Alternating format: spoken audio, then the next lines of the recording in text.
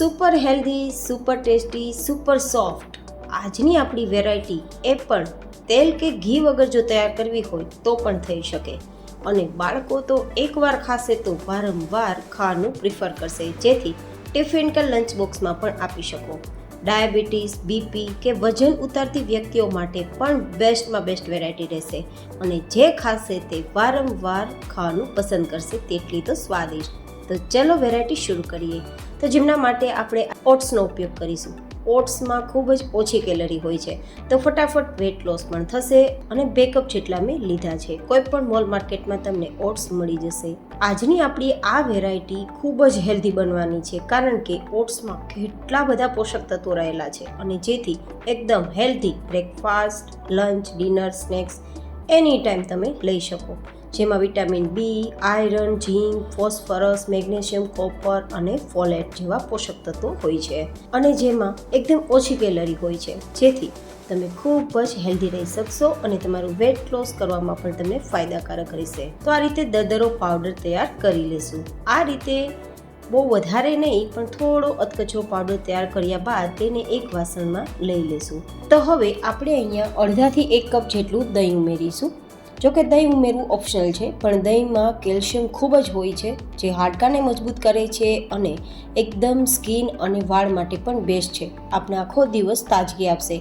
જો આ વેરાયટી તમે બ્રેકફાસ્ટમાં લેશો ને તો તમને આખો દિવસ ખૂબ જ એનર્જી રહેશે. બાળકોને લંચ બોક્સમાં પણ બનાવી શકાય, કારણ કે બિલકુલ સમય નથી લાગતો.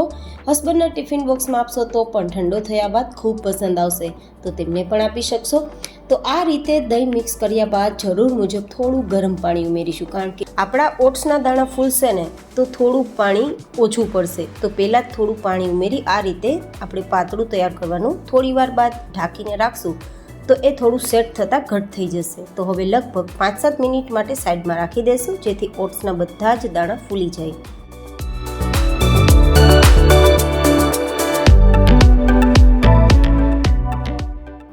ત્યાં સુધીમાં આપણે થોડા શાકભાજીને ચોપ કરી લઈએ. જોકે હું આજે ડુંગળીનો ઉપયોગ કરી રહી છું, કારણ કે અત્યારે ગરમીઓ ચાલી રહી છે, તો ગરમીમાં લૂથી બચવા માટે અને લોહીને પાતળું રાખવા માટે, નળીના બ્લોકેજ આજકાલ વધી ગયા છે, તો તેમાંથી બચવા માટે ડુંગળી છે તે ખૂબ આશીર્વાદ સમાન છે, તો મેં અહીંયા ઉપયોગ કર્યો છે. જોકે તમારે ના ખાવી હોય તો તમે સ્કીપ કરી શકો છો. તમે ડુંગળીની જગ્યાએ કોબી લઈ શકો છો, ગાજર લઈ શકો છો, કેપ્સિકમ લઈ શકો છો, તમારી ચોઈસ. હવે આપણે 2 નંગ જેટલા મરચાંના ટુકડા, થોડા ધાણા આપણે સમારી લેશું અને 1 નંગ જેટલું ટમેટું, આ રીતે તેને પણ નાનું ચોપ કરી લેશું. અહીંયા મેં કહ્યા પ્રમાણે કોઈ પણ શાકભાજી તમે લઈ શકો અને તેમાં વધઘટ પણ કરી શકો.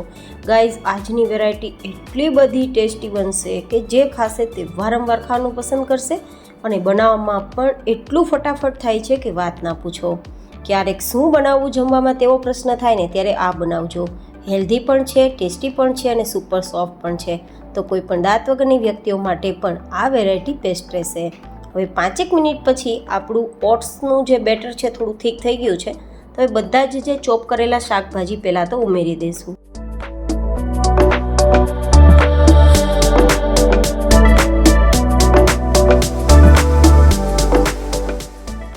એકથી 1.5 નાની ચમચી જેટલું સેંધા નમક ઉમેરીશું. જો આપણે હેલ્ધી ઓપ્શન પસંદ કરતા હોઈએ તો સેંધા નમકનો ઉપયોગ કરીશું, નહીં તો સાદું ઉમેરી શકો. 2 ચમચી જેટલો સરગવાનો પાવડર. આ સરગવાનો પાવડર ઘરે તૈયાર કરેલો છે. તમારે રેસીપી જોતી હોય તો ઉપર આઈ બટનમાં આપેલી છે. જો કે સરગવાનો પાવડર ઉમેરવો ટોટલી ઓપ્શનલ છે. ચપટીક જેટલી હિંગ, ચપટીક જેટલી હળદર અને 2 ચમચી જેટલું આખું જીરું, જે પેટમાં ખૂબ જ ફાયદા કરનાર છે. પાચન ફટાફટ કરશે અને બોડીને ઘટાડવામાં પણ મદદરૂપ થશે. અડધી નાની ચમચી જેટલું લાલ મરચું પાવડર માત્ર કલર માટે. જો બાળકો માટે સ્પેશિયલ બનાવતા હોય તો લાલ મરચું તમે તેમના ટેસ્ટ પ્રમાણે ઉમેરી શકો છો. આ રીતે હવે જરૂર મુજબ થોડું પાણી ઉમેરતા જશું અને પુડલાની કન્સિસ્ટન્સી જેવું બેટર તૈયાર કરીશું. ગાઈઝ, એકવાર આ વેરાયટી જરૂર તૈયાર કરજો, તમને ખૂબ પસંદ આવશે. હવે આ બેટરમાંથી આપણે જુદી જુદી 2 વેરાયટી તૈયાર કરીશું, પણ અત્યારે આ બેટરને સાઈડમાં રાખી દઈએ. તો એક બાઉલમાં 1થી 1.5 કપ જેટલું દહીં લેશું અને સાથે ચપટીક જેટલું સેંધા નમક અને 1 ચમચી જેટલું ધાણા જીરું પાવડર, અડધી ચમચી જેટલું લાલ મરચું પાવડર અને થોડા લીલા ધાણા. ચપટી જેટલો કાળું નમક જેને સંચર પાવડર કહીએ તે અને 2 ચપટી જેટલો ચાટ મસાલા ના હોય તો ઓપ્શનલ છે, મરી પાવડર ઉમેરી શકો છો. આ રીતે બધું જ મિક્સ કરી દેશું તો આપણું મસાલા દહીં તૈયાર થઈ જશે. આજની વેરાયટી સાથે ચટણી વગર આ દહીં ખાશો અથવા ચા સાથે ખાશો તો ખૂબ મજા આવશે, તમારી ચોઈસ. તો આ આપણે સાઈડમાં રાખી દઈશું. અને હવે વેરાયટી તૈયાર કરવા માટે તવાને થોડો હલકો ગરમ કરીશું, વધારે હાઈ ગરમ નથી કરવાનો, નહીં તો આપણી વેરાયટી ચીપકી શકે છે. થોડું આપણે ઘી લગાવીશું, માત્ર એકાદ વાર. જો કે તમારે ઘી વગર પણ આ વેરાયટી તૈયાર કરવી હોય ને તો પણ કરી શકો. તો હવે આપણે પહેલી વાર જ્યારે વેરાયટી તૈયાર કરીએ ને ત્યારે તવાને ચીકણો તૈયાર કરવા માટે માત્ર 1/4 ટીસ્પૂન જેટલું જ મેં ઘી ઉમેરેલું છે અને બધી જગ્યાએ સ્પ્રેડ કરી દઉં છું. પછી તમારે ઉમેરવું ના ઉમેરવું એ તમારી ચોઈસ રહેશે, પણ પહેલી વાર આ રીતે આપણે થોડું લગાવવું. હવે આ રીતે 1-2 ચમચા જેટલું એકદમ થીક પાથરવાનું છે, કારણ કે શાકભાજી છે ને તો ઉથલવામાં તકલીફ ના થાય, નહીં તો ફાટી જશે. તો થોડું થીક પાથરી ઢાંકી દેશું. ધીમા ગેસની ફ્લેમ પર 1 મિનિટ માટે થવા દેશું.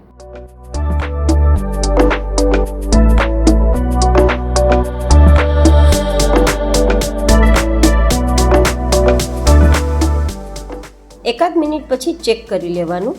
નીચેની સરફેસ થોડી કૂક થઈ ગઈ હોય તો સાઈડને બદલી દેવાની. જો કે ઉપરની સાઈડ એકદમ ડ્રાય થઈ ગઈ છે તો હવે તમે ચેન્જ કરી શકો છો.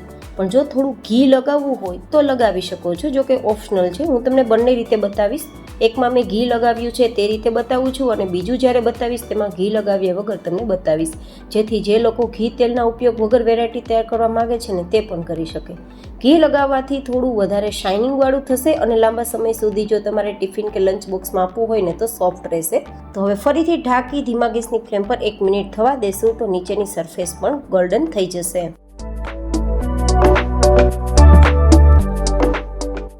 તો આ રીતે બંને સાઈડ આપણે ચેક કર્યા બાદ નીચે લઈ લેવાનું છે. એટલું સોફ્ટ છે કે આ રીતે તમે સીધું પ્લેટમાં તવા પરથી જ તેને લઈ શકશો, નહીં તો ભાંગી જશે. હવે બીજી વેરાયટી તૈયાર કરવા માટે તમે આ રીતે પણ વેરાયટીને થોડો ટ્વિસ્ટ આપી શકો. 1-2 ચમચા જેટલું સ્પ્રેડ કરી દેવાનું થોડું થીક, એન્ડ ધેન ઓરેગાનો. બાળકોને લંચ બોક્સમાં આપો ને તો આવી થોડી એટ્રેક્ટિવ વેરાયટી હોય ને તો ફટાફટ ખાઈ લેશે ને થોડો ટેસ્ટ પણ વધારે આવશે. જો કે સ્પેશિયલી આજની જનરેશન માટે થોડા ચીલી ફ્લેક્સ, જો બાળકો ના ખાતા હોય તો સ્કીપ કરી દેવું, માત્ર ડેકોરેશન માટે છે અને સારા લુક માટે છે. અને થોડા ઉપરથી સફેદ તલ ભભરાવી દેશું, જે કેલ્શિયમનું કામ પણ કરશે, લુકનું કામ પણ કરશે અને વેરાયટી વધારે ટેસ્ટફુલ બનાવશે.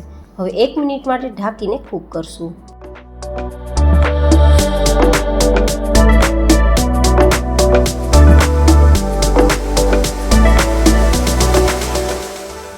આ પૂરી પ્રોસેસમાં આપણે ગેસની ફ્લેમ ધીમી રાખશું, જેથી અંદર સુધી આપણી વેરાયટી કાચી ના રહે, નહીં તો નીચેથી બળી જશે, અંદરથી કાચી રહેશે તો ખાવામાં મજા નહીં આવે. હવે ફરીથી તેને સાઈડ બદલી 1 મિનિટ માટે થવા દેશું, ઢાંકી દેશું ને ગેસની ફ્લેમ ધીમી રાખશું.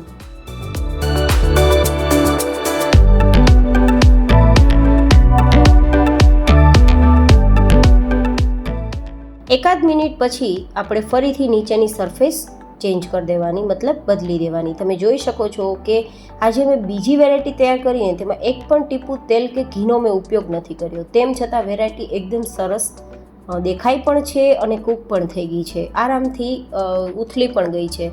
તો હવે તમારી ચોઈસ છે કે તમારે ઘી તેલ સાથે તૈયાર કરવું કે ઘી તેલ વગર.